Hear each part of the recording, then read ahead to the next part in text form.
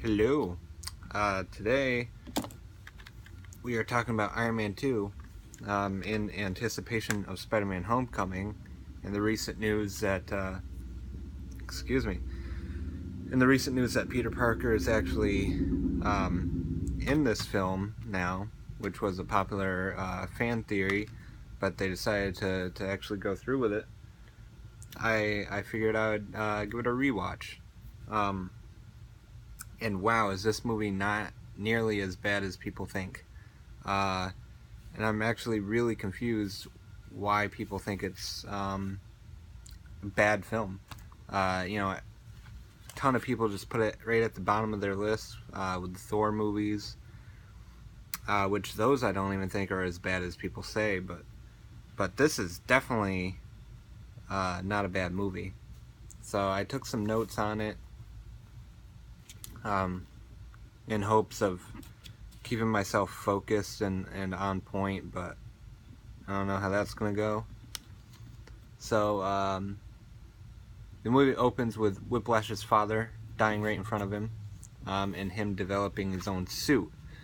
Now, people say that Whiplash is one of the worst villains in the MCU, to which I say, why exactly? His motivations are clear. You may not feel sympathy for him, but it's still a strong motivation and understandable. If my dad got deported, or if I wasn't from the United States originally, right, and my dad got deported and our lives completely ruined, I'd be pissed. And then if he died right in front of me, yeah, I'd also be pissed about that. So he figures out how to develop his own suit, and he decides to focus the repulsor tech into his whips. Now people are like, "Oh, why do you have whips as his weapons?" That's how the character is. You can't knock the film for that. It's the character. They decided to go with Whiplash. Deal with it. So there's that. And the character is nowhere near as bad as Malekith. Malekith is complete ass. He's not even cool in any way. But Whiplash, he's a genius, and I like that he kind of has a Purple Man effect on Tony, where he just unravels him every time they come in contact with each other. It's really good, and people really need to rewatch this movie and understand what a bad villain is. Howard Stark's importance and legacy is set up within the first 10 minutes. So you may notice in the first shot that you see Howard Stark in, he's on the video screen at Stark Expo, and he walks right in front of the diorama that he leaves for Tony. So it immediately sets up the importance of that. It's an establishing shot of the importance of that moment. And that's brilliant. But people don't see it because they're like, "Oh, it's not the first movie. It's not the first movie, so I gotta hate on it." I think Iron Man 2 is better than Iron Man 1. I do. I think the pacing is better. I think the editing is better.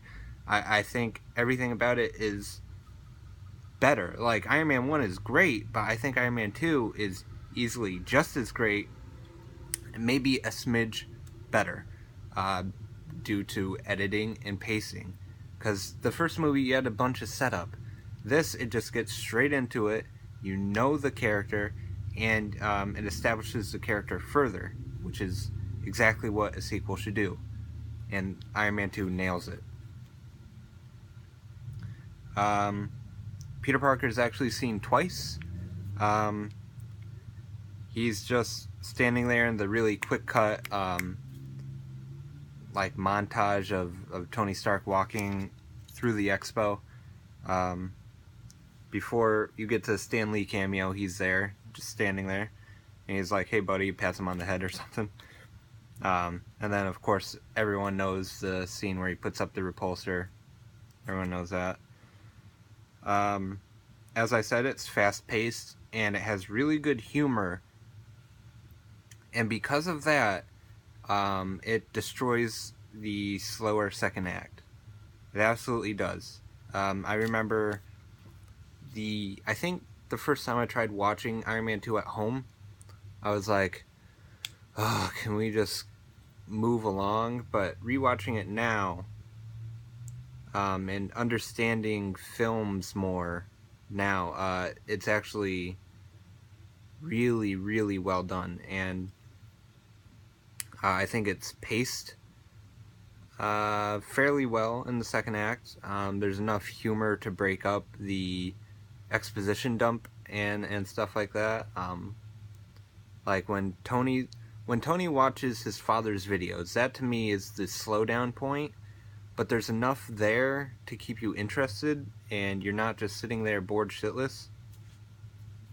So I think they do a good job at breaking up the second act, so it's not unbearably slow. Of course, because of the Winter Soldier, we know that Senator, I can't remember his name, Gary Shandling or something like that. He is Hydra, which is important. But I wish they explained in the Winter Soldier if Hammer was also Hydra or if he was just an arrogant ass. Cars are beeping their horns. So that's cool. The editing, in my eyes, is like perfect. I don't know who edited the film, if Jon Favreau had like a big part during the editing process or not, but it is like it doesn't really waste time. It just gets to the point, and it cuts fast when it needs to. It's not like boom boom boom boom boom. It's like boom boom boom boom. You know, when it needs to cut fast, it does it. And it doesn't just waste time jumbling around with a bunch of useless, pointless shit. Has some really good shots, particularly the brilliant villain reveal with the jumpsuit burning off. Freaking amazing. An amazing establishing shot. The Monaco fight is short but sweet. Of course, the iconic suitcase armor is there. And a lot of people have problems with how many car hits Whiplash took. Here's the thing. When you watch it, you can see the exoskeleton goes down to his legs as well. So that protected him from a lot of that. A lot of that force and pressure.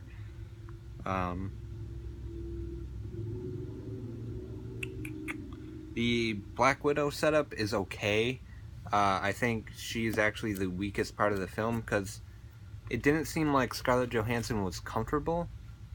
So she was just kind of like saying her lines instead of acting her lines. But I mean, you know, since the Avengers and everything, she's really gotten comfortable with the role. It's just for that she was kind of like uneasy as Black Widow. When she was the Natalia Romanova or something like that, like her alias, she was good there as the assistant and everything. She acted really fine. But when it came to being Black Widow, sometimes she would say things and it just sounded like she was reading off of a script. So that was a little shaky. Vanko totally plays Justin Hammer, which is great. I love how nobody in the movie likes Justin Hammer. It's hilarious because he tries to be eccentric and cool like Tony, but he does not pull it off at all, and that's like brilliantly well done by Sam Rockwell, and it's great. Tony's character. He's dying due to, I believe the arc reactor is poisoning him, or what he's using is poisoning him.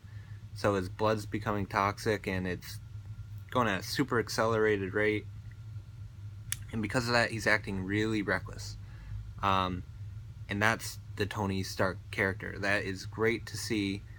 They really hammered down that when shit gets heavy for Tony Stark, he starts to unravel, and it's great. The Iron Man vs. War Machine fight is a lot of fun, and I think the whole third act, while not particularly exciting, I think is a solid third act that establishes characters, that shows that Iron Man is not invincible, and sets up his friendship with Rhodey in a better way. That Rhodey is actually more capable than Tony thinks. And this is the point where I ran out of notes. Overall, I think this movie is really good, and I think you need to rewatch it. And when you do, take notes. Be like, oh, that shot was interesting. Oh, that's foreshadowing something. Do that, and I think you'll have a deeper appreciation for the film. Definitely watch it on Blu-ray if you can, or HD quality if you stream it or whatever. Yeah, let me know if you guys appreciate the film as well, because I don't see the hate. I don't understand it. There's movies I like and dislike, but I don't think the MCU has put out anything subpar, and especially not Iron Man 2, but it gets shit on by everybody, and it's unfortunate. So let me know what you guys think. Comment below if you have any same opinions or different opinions. I would really like to know what you guys think. So thank you.